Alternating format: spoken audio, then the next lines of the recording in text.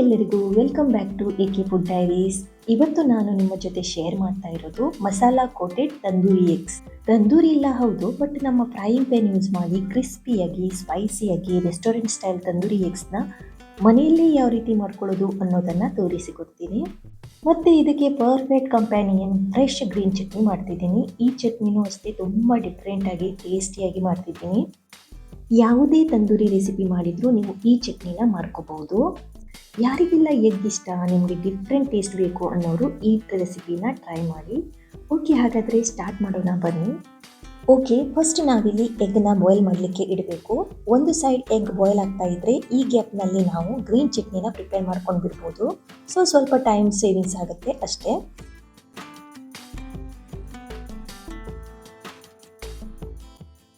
ನಾನಿಲ್ಲಿ ಒಂದು ಪಾತ್ರೆಗೆ ಮೊಟ್ಟೆ ಮುಳುಗಲಿಕ್ಕೆ ಎಷ್ಟು ನೀರು ಬೇಕೋ ಅಷ್ಟನ್ನು ತಗೊಂಡು ಅದಕ್ಕೆ 4 ಮೊಟ್ಟೆನ ಹಾಕೋತಿದ್ದೀನಿ. ನಿಮಗೆ ಎಷ್ಟು ರಿಕ್ವೈರ್ಡ್ ಇದೆ ಅಷ್ಟು ಎಗ್ನ ನೀವು ತಗೋಬೋದು.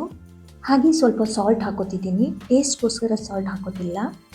ಎಗ್ ಬಾಯ್ಲ್ ಮಾಡ್ತಿರ್ಬೇಕಾದ್ರೆ ಸಾಲ್ಟ್ ಹಾಕೊಂಡ್ರೆ ಶೆಲ್ ಈಸಿಯಾಗಿ ರಿಮೂವ್ ಆಗುತ್ತೆ. ಹಾಗೆ ಎಗ್ ಬಾಯ್ಲ್ ಆಗ್ತಾ ಇದ್ದಾಗ ಸಪೋಸ್ ಎಗ್ ಕ್ರ್ಯಾಕ್ ಆದರೆ ಎಗ್ ವೈಟ್ ಹೊರಗೆ ಬರಲ್ಲ, ಮೆಸ್ ಕಮ್ಮಿ. ಓಕೆ, ಇದನ್ನು ಇವಾಗ ಗ್ಯಾಸ್ ಮೀಡಿಯಂ ಫ್ಲೇಮ್ನಲ್ಲಿಟ್ಟು 8ರಿಂದ 10 ನಿಮಿಷ ಬಾಯ್ಲ್ ಮಾಡ್ಕೋಬೇಕು. ಈ ಸೈಡ್ನಲ್ಲಿ ಎಗ್ ಬಾಯ್ಲ್ ಆಗಲಿ. ಹಾಗೆ ಮತ್ತೊಂದು ಸೈಡ್ ನಾವು ಫ್ರೆಶ್ ತಂದೂರಿ ಗ್ರೀನ್ ಚಟ್ನಿನ ಪ್ರಿಪೇರ್ ಮಾಡೋಣ. ಒಂದು ಮಿಕ್ಸಿ ಜಾರ್ಗೆ 1 ಹಿಡಿಯಷ್ಟು ಕೊತ್ತಂಬರಿ ಸೊಪ್ಪು, ಅರ್ಧ ಹಿಡಿಯಷ್ಟು ಪುದೀನ ಎಲೆ, 2 ಗ್ರೀನ್ ಚಿಲ್ಲಿ, 1 ಇಂಚ್ ಜಿಂಜರ್, 5ರಿಂದ 6 ಗಾರ್ಲಿಕ್, ಸ್ವಲ್ಪ ಈರುಳ್ಳಿ, ಅರ್ಧ teaspoon sugar, salt as per your taste, ಅರ್ಧ ಟೀ ಸ್ಪೂನ್ ಕೊರಿಯಂಡರ್ ಪೌಡರ್, ಸ್ವಲ್ಪ ನೀರನ್ನು ಹಾಕೋತಿದ್ದೀನಿ. ಓಕೆ, ಇದು ಇಷ್ಟನ್ನು ಇವಾಗ ಚೆನ್ನಾಗಿ ಫೈನ್ ಪೇಸ್ಟ್ ಆಗೋ ಹಾಗೆ ಗ್ರೈಂಡ್ ಮಾಡ್ಕೋಬೇಕು.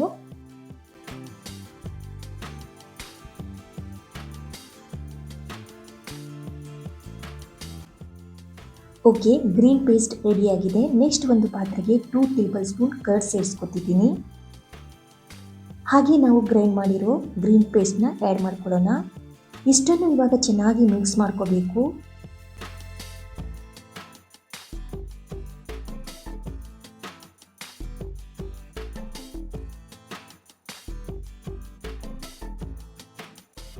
ಮಿಕ್ಸ್ ಮಾಡ್ಕೊಂಡು ಆದಮೇಲೆ 1 ಟೇಬಲ್ ಸ್ಪೂನ್ ಲೆಮನ್ ಜ್ಯೂಸ್ ಸೇರಿಸ್ಕೊತಿದ್ದೀನಿ. ಇದನ್ನು ಚೆನ್ನಾಗಿ ಮಿಕ್ಸ್ ಮಾಡಿಕೊಂಡ್ರೆ ನಮ್ಮ ಫ್ರೆಶ್ ಗ್ರೀನ್ ಚಟ್ನಿ ರೆಡಿ ಆಗುತ್ತೆ. ತುಂಬ simple and tasty green chutney ready. Okay, ಈ ಸೈಡ್ನಲ್ಲಿ ಎಗ್ ಕೂಡ ಬಾಯ್ಲ್ ಆಗಿದೆ. ಗ್ಯಾಸ್ ಆಫ್ ಮಾಡಿ ಸ್ವಲ್ಪ ನಾರ್ಮಲ್ ವಾಟರ್ ಆ್ಯಡ್ ಮಾಡಿ ಇಡೋಣ, ಸ್ವಲ್ಪ ಕೂಲ್ ಆಗುತ್ತೆ. ನೆಕ್ಸ್ಟ್ ಒಂದು ವೆಸಲ್ ತಗೊಂಡಿದ್ದೀನಿ. ಅದಕ್ಕೆ 1.5 ಟೇಬಲ್ ಸ್ಪೂನ್ ಕರ್ಡ್ ಸೇರಿಸ್ಕೊತಿದ್ದೀನಿ. ಹಾಗೆ 1.5 teaspoon red chilli powder, 1/4 teaspoon turmeric powder, 1/4 teaspoon coriander powder, 1/4 teaspoon garam masala powder, 1 teaspoon cornflour, salt as per your taste, 1/2 teaspoon garlic paste, 1 teaspoon crushed kasuri methi ಹಾಕೋತಿದ್ದೀನಿ.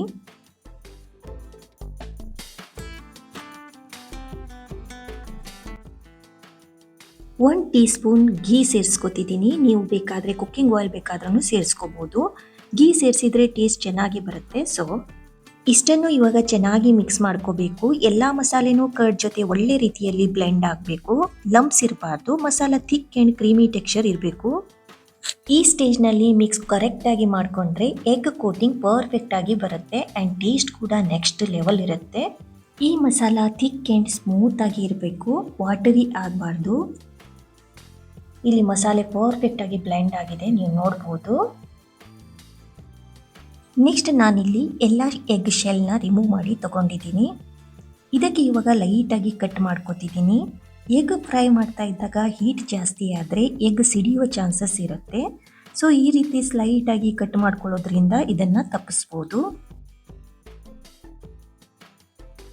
ಎಲ್ಲನೂ ಇದೇ ರೀತಿ cut ಮಾಡಿ ತೊಗೊಂಡಿದ್ದೀನಿ. Next ಮಸಾಲೆ ಎಲ್ಲನೂ ಚೆನ್ನಾಗಿ egg ಮೇಲೆ coat ಮಾಡ್ಕೊತಿದ್ದೀನಿ. ನಾವಿಲ್ಲಿ ಕರ್ಡ್ ಹಾಕಿರೋದ್ರಿಂದ ಮಸಾಲೆ ಎಲ್ಲನೂ ಎಗ್ ಮೇಲೆ ಚೆನ್ನಾಗಿ ಸ್ಟಿಕ್ ಆಗುತ್ತೆ ಆ್ಯಂಡ್ ಪ್ರಾಪರ್ ತಂದೂರಿ ಟೇಸ್ಟ್ ಬರುತ್ತೆ. ಟೂ ಥಿಕ್ ಲೇಯರ್ ಬೇಡ, ಬಟ್ ಈವನ್ ಕೋಟಿಂಗ್ ಇರಬೇಕು. ಈ ಸ್ಮಾಲ್ ಸ್ಲಿಟ್ಸ್ ಮಾಡಿದರೆ ಇನ್ಸೈಡ್ ಸ್ಟೀಮ್ ಸ್ಲೋ ಆಗಿ ರಿಲೀಸ್ ಆಗುತ್ತೆ. ಅದರಿಂದ ಎಗ್ ಕೂಡ ಬ್ರೇಕ್ ಆಗಲ್ಲ ಆ್ಯಂಡ್ ಆಯಿಲ್ ಕೂಡ ಸ್ಪ್ಲಾಶ್ ಕಮ್ಮಿ ಆಗುತ್ತೆ.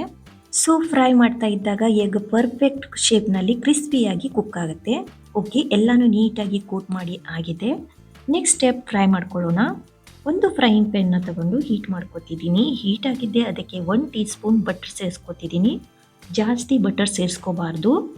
ಬಟರ್ ಸ್ವಲ್ಪ ಮೆಲ್ಟ್ ಆಗಿದ್ದೆ ಅದನ್ನು ಸ್ವಲ್ಪ ಸ್ಪ್ರೆಡ್ ಮಾಡ್ಕೊಳ್ಳಿ.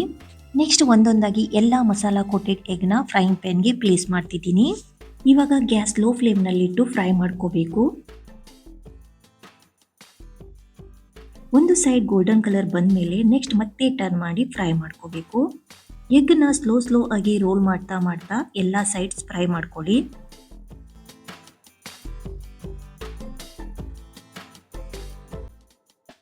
ಕೆಲವೊಮ್ಮೆ ಟರ್ನ್ ಮಾಡ್ತಾ ಮಾಡ್ತಾ ಕೋಟಿಂಗ್ ರಿಮೂವ್ ಆದರೆ ಮತ್ತೆ ಸ್ವಲ್ಪ ಮಸಾಲೆನ ಎಲ್ಲಿ ರಿಮೂವ್ ಆಗಿದೆ ಅಲ್ಲೆಲ್ಲ ಕೋಟ್ ಮಾಡ್ಕೋಬಹುದು. ಎಗ್ ಫ್ರೈ ಮಾಡ್ತಾ ಇದ್ದಾಗ ಮಸಾಲ ಗೋಲ್ಡನ್ ಕಲರ್ ಬರುತ್ತೆ ಆ್ಯಂಡ್ ನೈಸ್ ಅರೋಮಾ ಬರೋಕ್ಕೆ ಸ್ಟಾರ್ಟ್ ಆಗುತ್ತೆ. ಹಾಗೆ ಎಗ್ಸ್ ಔಟ್ಸೈಡ್ ಕ್ರಿಸ್ಪಿಯಾಗಿ ಇನ್ಸೈಡ್ ಸಾಫ್ಟ್ ಆಗಿ ಇರುವ ರೀತಿ ಬಂದರೆ ಇದು ಪರ್ಫೆಕ್ಟ್ ಆಗಿ ಫ್ರೈ ಆಗಿದೆ ಅನ್ನೋದು. ಓಕೆ, ಈಗ ನಮ್ಮ masala coated tandoori eggs completely ready ಆಗಿದೆ. ಎಲ್ಲ ತಂದೂರಿ ಎಗ್ನ ಸರ್ವಿಂಗ್ ಪ್ಲೇಟ್ಗೆ ಟ್ರಾನ್ಸ್ಫರ್ ಮಾಡಿ ತೋರಿಸಿದ್ದೀನಿ. ಸೈಡಲ್ಲಿ ಫ್ರೆಶ್ ಗ್ರೀನ್ ಚಟ್ನಿನೂ ಸರ್ವ್ ಮಾಡಿದ್ದೀನಿ. ಇದು ತಂದೂರಿ ಎಗ್ಸ್ಗೆ ಪರ್ಫೆಕ್ಟ್ ಡಿಪ್. ಈ ಚಟ್ನಿ ಸ್ಪೈಸಿ ಮತ್ತು ಫ್ರೆಶ್ ಟೇಸ್ಟ್ ಕೊಡುತ್ತೆ, ಹಾಗೆ ಎಗ್ಸ್ ಜೊತೆ ಅಮೇಝಿಂಗ್ ಕಾಂಬಿನೇಷನ್. ಈ ಮಸಾಲಾ ಕೋಟೆಡ್ ತಂದೂರಿ ಎಗ್ಸ್ನ ನಾವು ಈವ್ನಿಂಗ್ ಸ್ನ್ಯಾಕ್ಸ್ಗೆ, ಪಾರ್ಟಿ ಸ್ಟಾರ್ಟರ್ಗೆ ಅಥವಾ ಕ್ವಿಕ್ ಡಿನ್ನರ್ಗೆ ಪರ್ಫೆಕ್ಟ್ ಚಾಯ್ಸ್. ಯಾವುದೇ ಸ್ಪೆಷಲ್ ಇಕ್ವಿಪ್ಮೆಂಟ್ ಇಲ್ಲದೆ ಈಸಿಯಾಗಿ ಮನೆಯಲ್ಲೇ ನಾವು ಈ ತಂದೂರಿ ರೆಸಿಪಿನ ಮಾಡ್ಕೋಬಹುದು. ಎಲ್ಲರೂ ಈ ರೆಸಿಪಿನ ಟ್ರೈ ಮಾಡಿ ಹಾಗೆ ಹೇಗಿತ್ತು ಅನ್ನೋದನ್ನು ಕಾಮೆಂಟ್ ಸೆಕ್ಷನಲ್ಲಿ ತಿಳಿಸಿ.